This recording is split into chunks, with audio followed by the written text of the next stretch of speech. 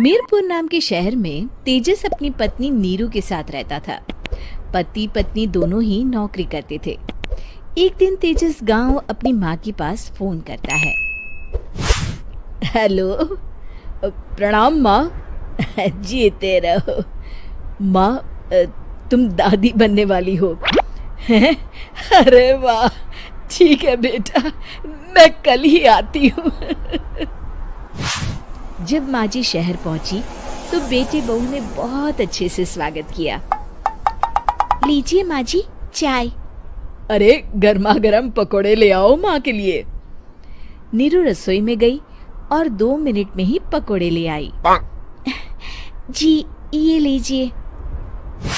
बहू जादू से बनाए हैं क्या? अभी तो रसोई में गई थी। यम्मी। माँ जी, शीला रसोई में पकोड़े तल रही है, मैं बस लेकर आई। हे भगवान, मेरा धर्म भ्रष्ट कर दिया तूने। अब तो गंगा जल से शुद्धिकरण करना होगा। दूसरे दिन, माँ जी मैंने नाश्ता बना दिया है, ऑफिस जा रही हूँ। पर अभी तो घर का सारा काम पड़ा है। शीला आती ही होगी, झाड़ू पोछा बर्तन कपड़े वो सब कर लेगी। हमारे जमाने में घर का सारा काम हम ही करते थे। जी माँ जी, आप बहुत होशियार हैं, मैं घर ऑफिस दोनों नहीं संभाल पाती। तो जरूरत क्या है घर से बाहर जाकर चाकरी करने की? वैसे भी घर का काम खुद करने से घर में बरकत आती है, समझी? पर माँ जी। पर वर कुछ नहीं, इस महीने की पगार मिले फिर ऑफिस बंद है। हाँ। रात को नीरू तेजस से कहती है, सुनिए जी, माँ जी बोल रही थी कि मैं नौकरी छोड़ दूं। वैसे ठीक ही तो है, अभी तुम्हें आराम की जरूरत है। फिर भी आराम कहाँ, शीला को छुड़ाने के लिए बोल रही थी। तो अब 24 घंटे में इतना काम तो कर ही सकती हो।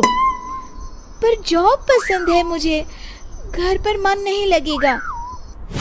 अगले दिन जब दोनों ऑफिस के लिए निकल रहे थे, मेरी तो कोई कीमत ही नहीं है इस घर में। माँ जी, आजकल महंगाई बहुत है, रहन सहन भी बदल गया है, दोनों नौकरी करते हैं तभी ठीक रहता है। अच्छा, तू कहना क्या चाहती है? मेरा बेटा तुझे बिठा के खिला नहीं सकता? तू ही इस घर का खर्च चला रही है, हैं? नहीं माँ जी, मेरा वो मतलब नहीं था। मतलब खूब समझती हूँ, ये बाल धूप में सफेद नहीं किए मैंने। हाँ। अब तो ये रोज का काम हो गया था। तेजस भी रोज की झिकझिक से परेशान हो गया था। एक दिन उसने कहा, नीरू, वैसे भी तुम्हें मैटरनिटी लीव मिलने वाली है, तो अभी से ही छुट्टी ले लो। पर क्या, मेरी सैलरी अच्छी खासी है। आखिर नीरू ने रिजाइन कर दिया। जब बच्चा हुआ तो घर में सब बहुत खुश हुए। कुछ दिनों बाद तेजस फाइल देख रहा था। क्या हुआ तेजस, कुछ परेशान लग रहे हो? अब हाँ, वो हमारी जितनी सेविंग्स थी वो तो हॉस्पिटल में और छठी के फंक्शन में खत्म हो गई है नीरू। और अभी वैसे मंदी चल रही है तो मैं बोल रही थी कल मुन्ना को हेपेटाइटिस का टीका लगवाना है।